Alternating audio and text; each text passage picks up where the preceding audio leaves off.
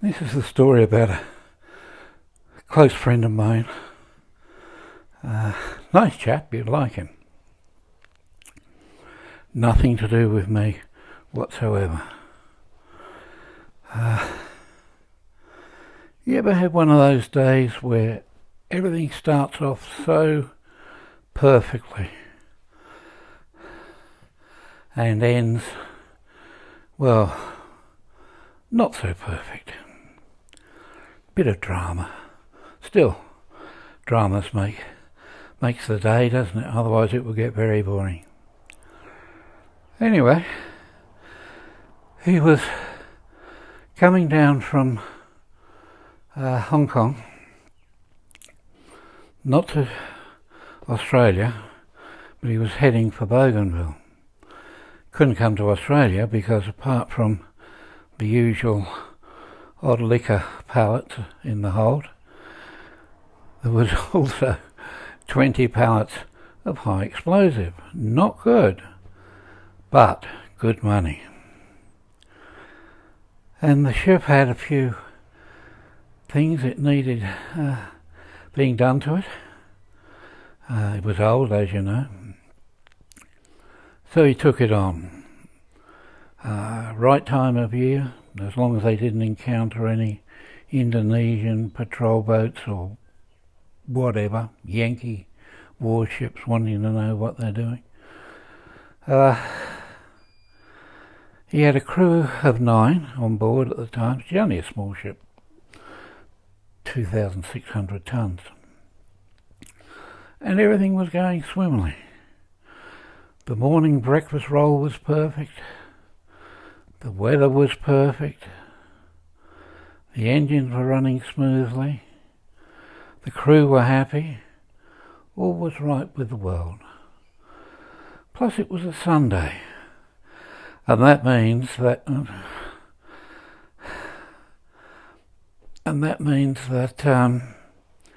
usually you relax any ship's husbandry. You don't want to be doing too much 7 days a week. Anyway, as I said, day started perfectly. At about midday, he noticed that the sea had a funny look, and all the weather reports on the radio were still for fair weather. But being a seaman with many, many years' experience, he quietly went round and got the crew to close all the deadlights. Well, deadlights and shuttles as well, scuttles as well. No good closing the deadlight if there's a scuttle open inside. And there were no actual full watertight doors as such, but you could close her up pretty well. Now the way they had it was that she was an aft island cargo ship, which meant all the accommodation block was aft and then just this great long area leading to the bow.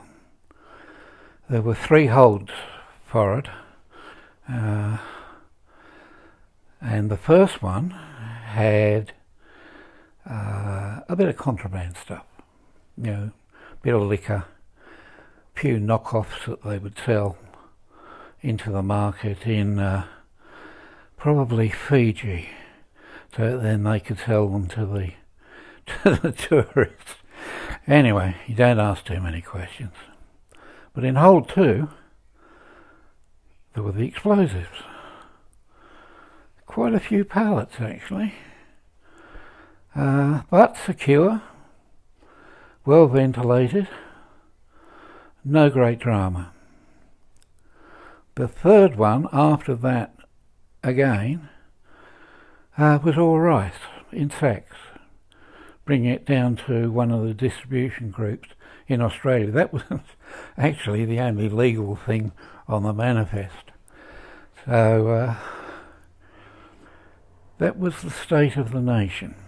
Oh, and his girlfriend Red was on board, bossing everybody around, proving to be a true redhead. Happy days. The trouble started about 2 o'clock in the afternoon. Clouds appeared from nowhere. A swell came up, and it wasn't on the bow, it was almost broadside to them, which is not good because if it gets big, that makes you roll around an awful lot. And what was in the hold didn't want that rolling around at all. But no great worries, everything was double lashed down again to make sure nothing could move. Nothing you can do about sacks of rice, they're not going to move anyway. Off they steamed into the storm, and it was a bit of a storm. Never appeared on the radio at all. But the bow was burying itself, and at some stages, right back to the aft island, the accommodation area and the bridge, the whole of the ship was virtually underwater and corkscrewing and doing all sorts of weird and wonderful things. No great problem. Those old ladies were built like that. Like women, they used to be tougher. Well, ships are women, so I suppose it's keeping the trend regular. Hang on.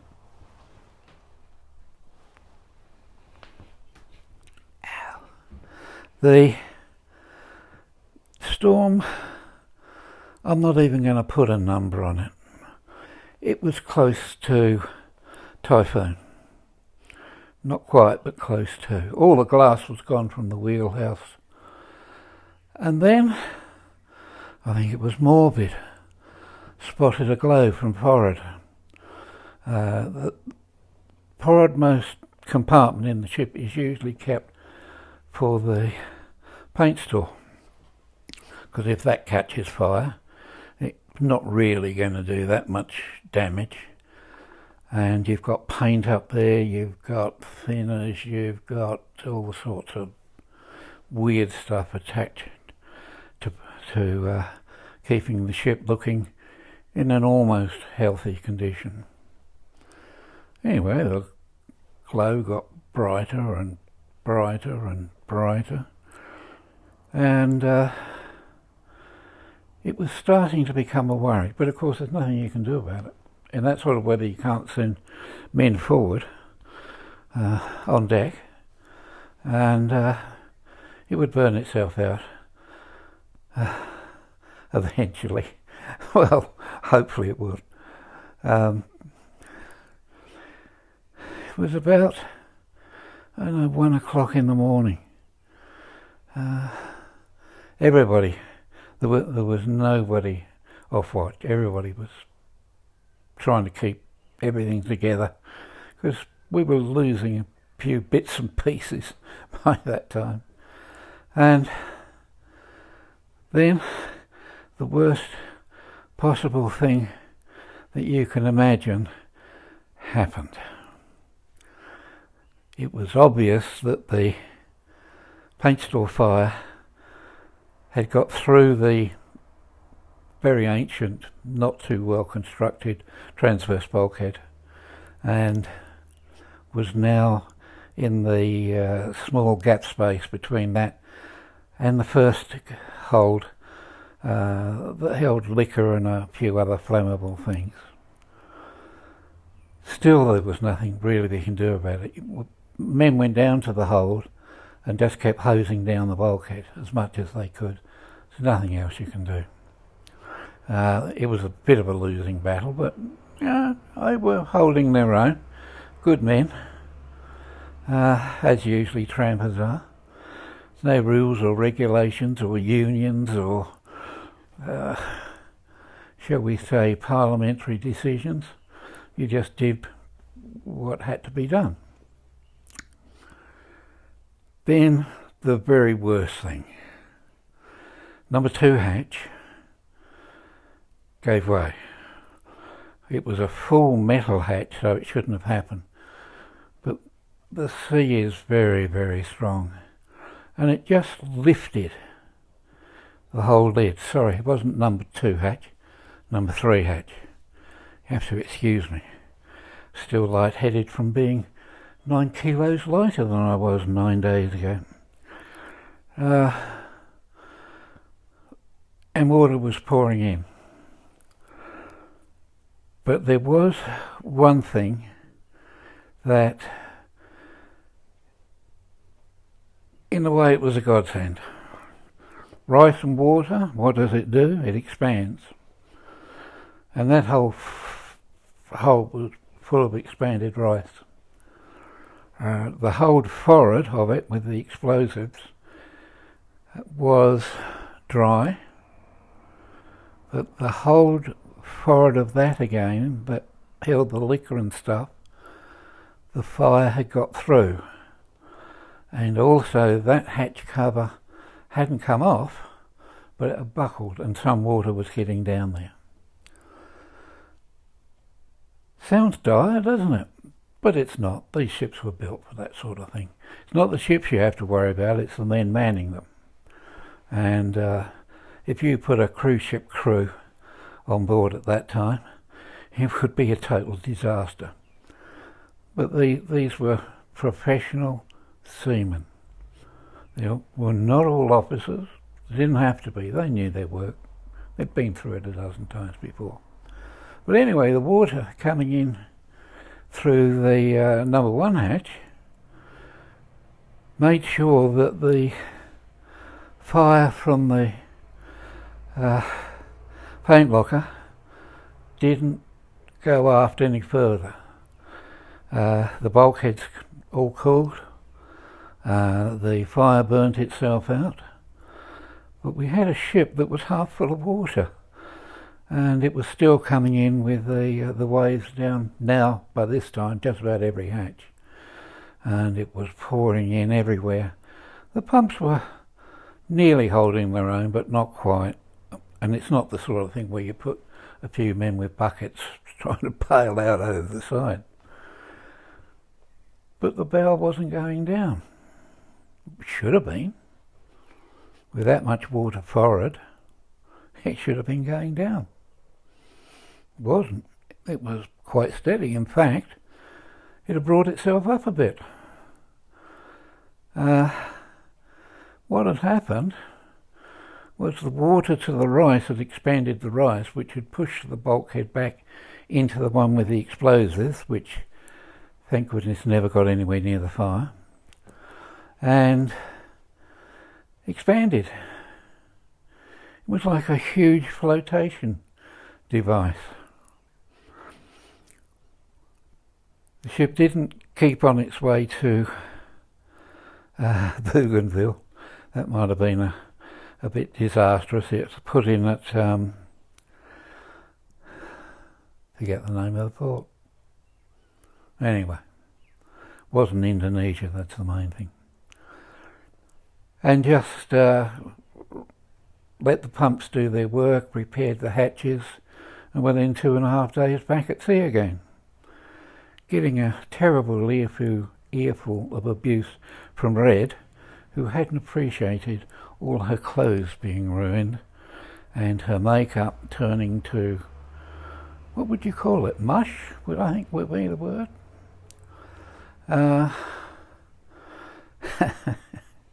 Covered in water. So that's the story. I told it very badly, but I'm not back in the world yet. Nearly getting there. And home a few days earlier than I thought I would be.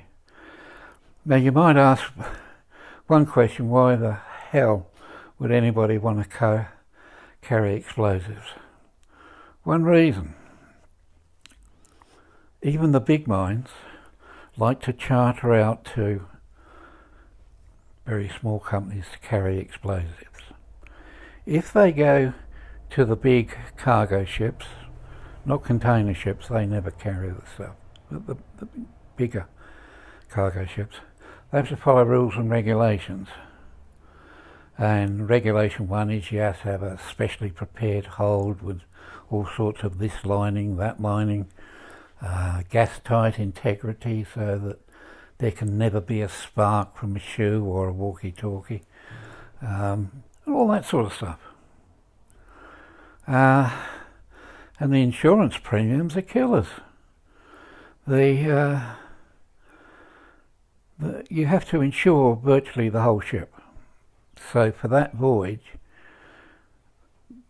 that explosive material is costing you 10 times the actual value of buying it in add-ons. A tramper will take it, throw it down any old hold carefully, and lash it up, and they will ask for an assurity.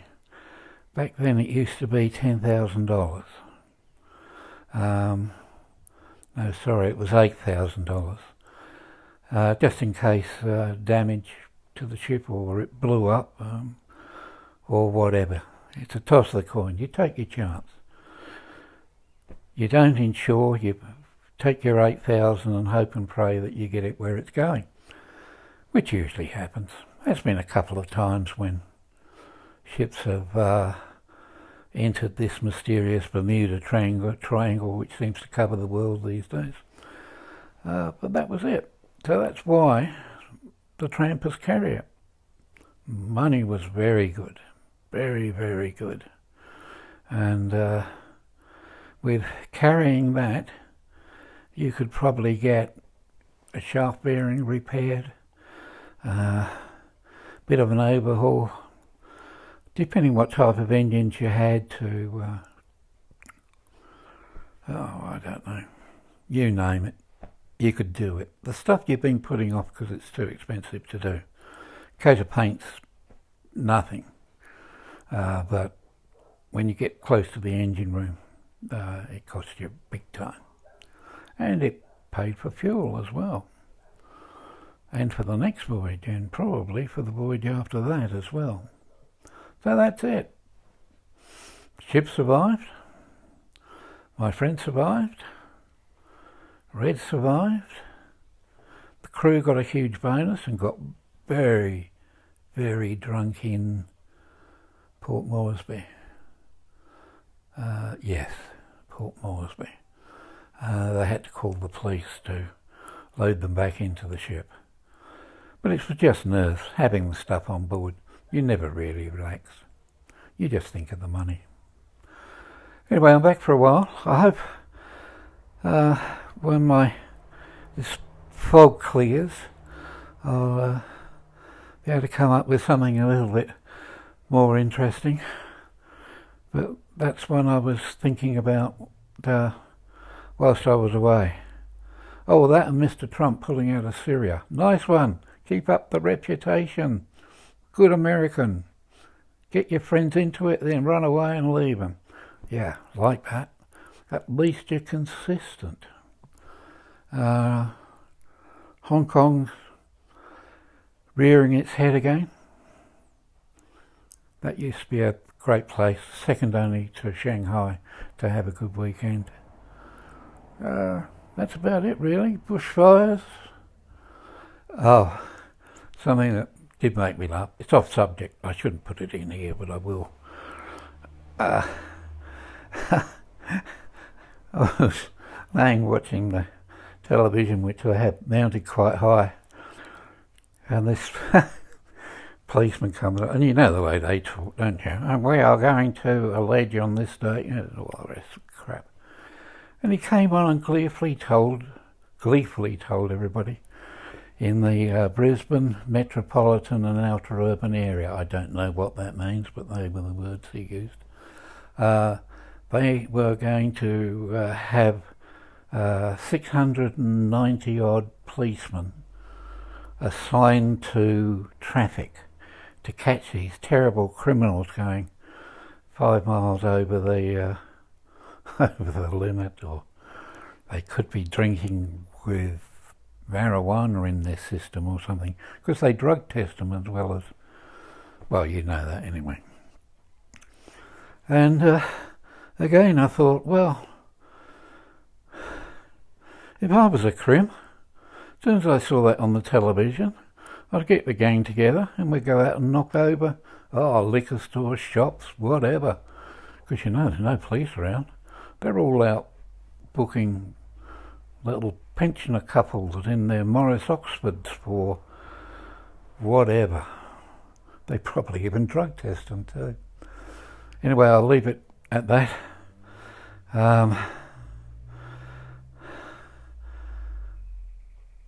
As I said, hopefully I'll pick up something a bit more interesting once this fog clears. In the meantime, have a